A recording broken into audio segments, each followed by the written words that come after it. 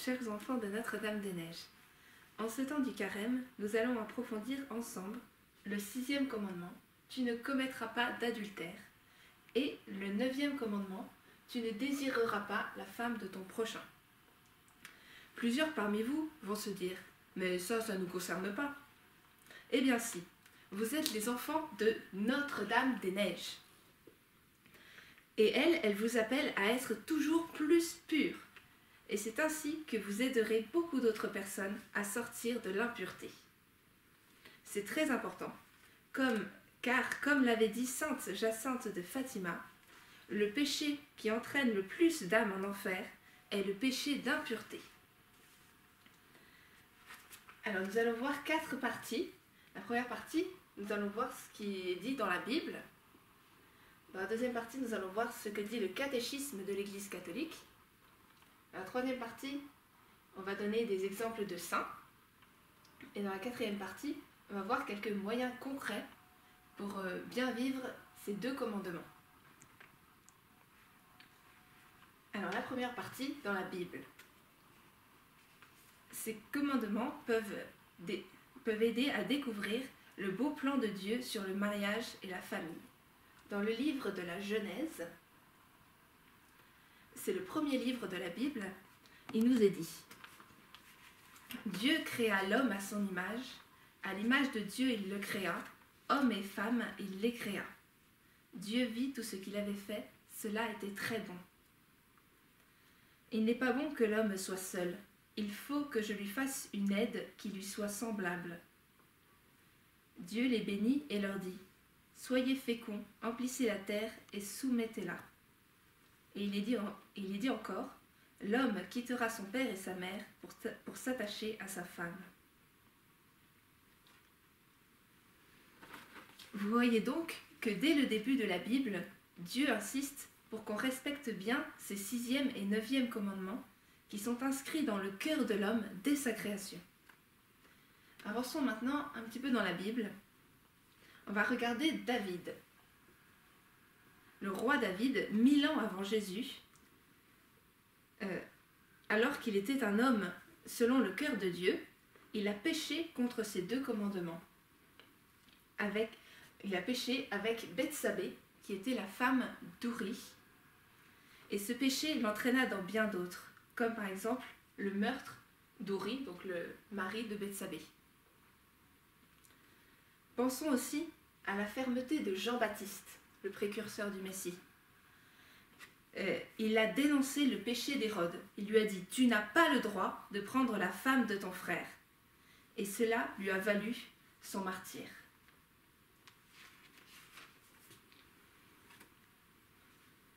Ensuite, on va voir que Jésus il va plus loin que l'Ancien Testament. Dans la Bible,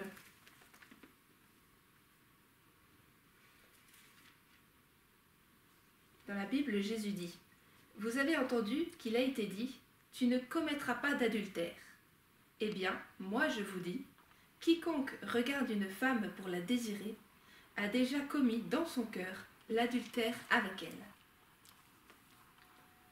Et Jésus, il a donné aussi les béatitudes. Regardons la 6e. Heureux les cœurs purs, car ils verront Dieu. C'est la plus belle récompense qu'on a pu nous donner, voir Dieu.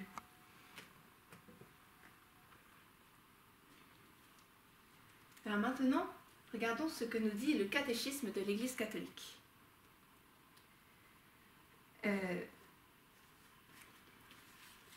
Ce catéchisme nous dit que ce commandement est là pour nous éviter les désirs déréglés. Celui qui ne convoite rien est content de ce qu'il possède.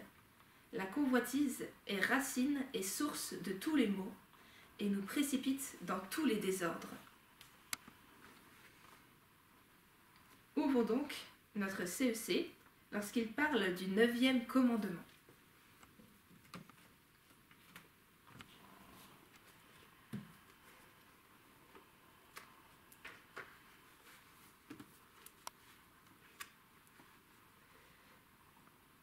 Alors, regardons le numéro 2517. On peut d'abord souligner le titre de ce numéro, il s'appelle « Purification du cœur ». Maintiens-toi dans la simplicité, l'innocence, et tu seras comme les petits enfants qui ignorent le mal destructeur de la vie des hommes.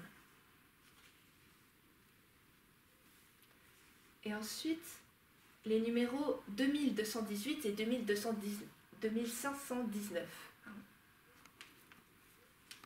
Les cœurs purs désignent ceux qui ont accordé leur intelligence et leur volonté aux exigences de la sainteté de Dieu.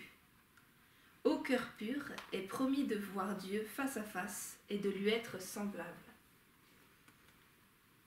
Donc là, dans ces numéros-là, le CEC explique la 6e béatitude. Ensuite, au numéro 2520, le CEC parle du combat pour la pureté. Il montre que ce n'est pas facile de garder la pureté, c'est même un combat.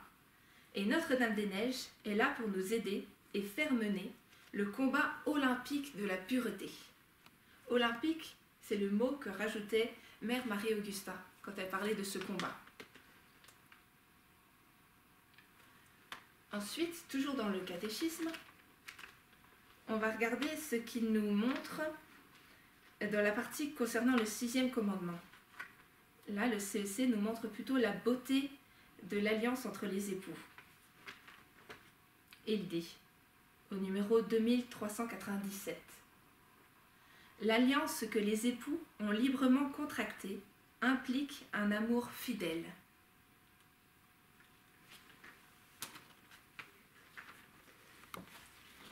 Alors maintenant, regardons plusieurs exemples de saints. Comme on était dans le mariage, on va parler tout d'abord de Louis et Zélie Martin. Ce sont les parents de Sainte Thérèse de Lisieux. C'est un couple très fidèle dans leur amour. En effet, ils se sont mariés à Alençon en 1858 et ils avaient dans leur cœur ce grand désir, s'aimer pour la vie et fonder un foyer chrétien où régnera l'amour et la volonté de devenir saints. Et donc au fil des années, leur amour entre eux ne cesse de grandir. Et cet amour puise sa source en Dieu. En effet, chaque matin, Louis et Zélie vont ensemble à la messe à 5h30 du matin, pendant que les enfants dorment encore. Et le soir, toute la famille se réunit autour d'une statue de la Sainte Vierge pour la prière du soir. Cet amour les aide à vivre les grandes épreuves qu'ils traverseront. Mais à chaque fois, ils en sont que plus réconfortés dans leur amour. On peut citer ce que Louis disait à Zélie. « Ton ami est vrai ami qui t'aime pour la vie. » Et Zélie qui disait à Louis. « Ta femme qui t'aime plus que la vie. » Zélie disait encore. « Moi, j'aime les enfants à la folie. Je suis heureuse d'en avoir eu. » Et l'amour qui les unit rejaillit aussi sur leurs enfants. Ensuite, on va parler d'un jeune garçon.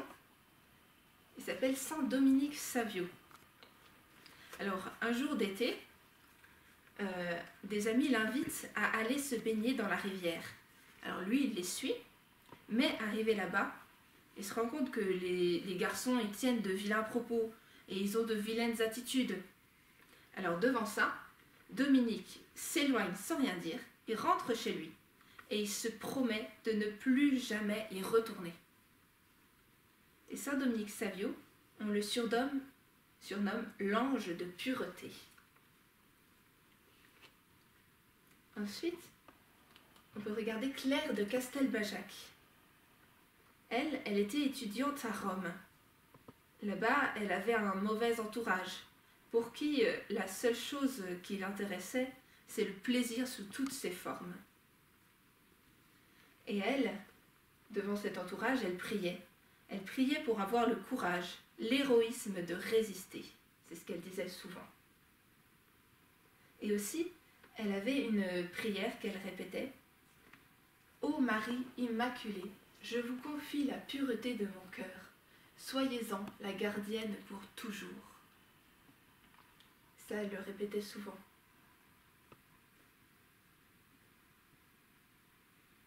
Après, Après, on peut regarder une autre jeune fille, Sainte Maria Goretti. Elle, un jour, elle entend une jeune fille parler légèrement avec un garçon. Et ça la fait souffrir. Elle dit qu'elle ne peut même pas penser à de telles choses. Qu'elle préférait plutôt mourir que de penser à de telles choses mauvaises. Et justement, elle est allée jusqu'à mourir pour garder sa pureté. Parce qu'un jour, Alexandro, son voisin, voudra violer sa pureté. Mais elle refuse énergiquement et meurt martyre de la pureté.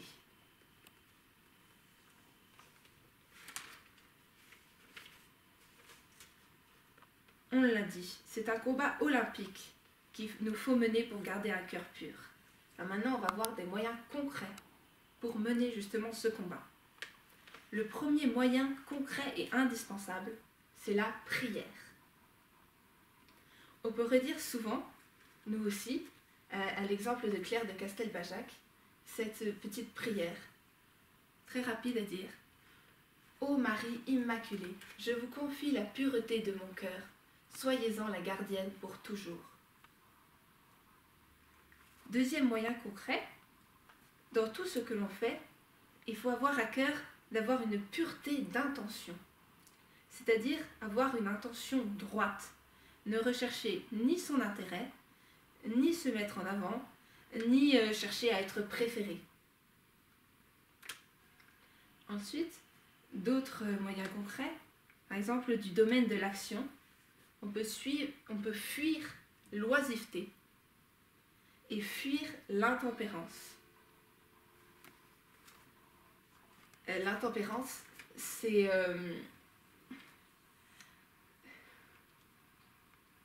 par exemple, trop manger.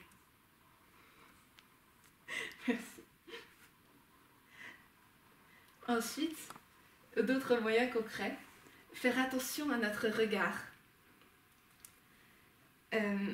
On peut citer ce que Jésus disait dans la Bible.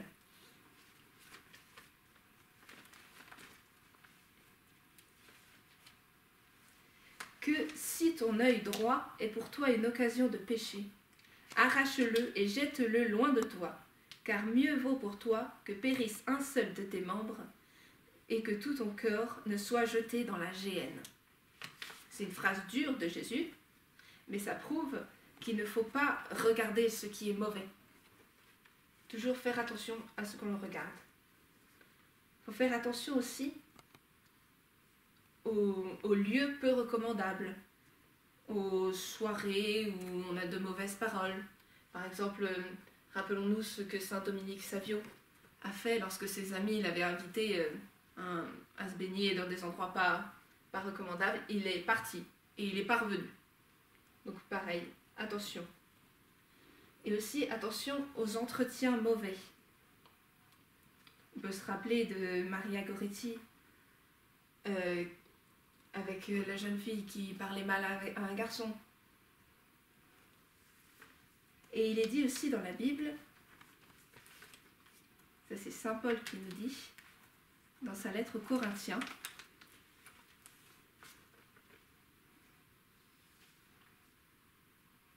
ne vous y trompez pas, les mauvaises compagnies corrompent les bonnes mœurs.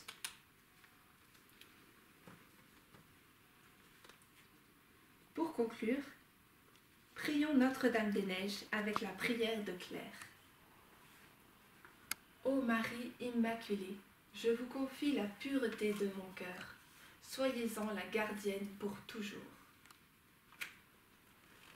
Nous vous souhaitons un beau mois de Saint-Joseph, lui l'époux très pur de la toute pure. À bientôt!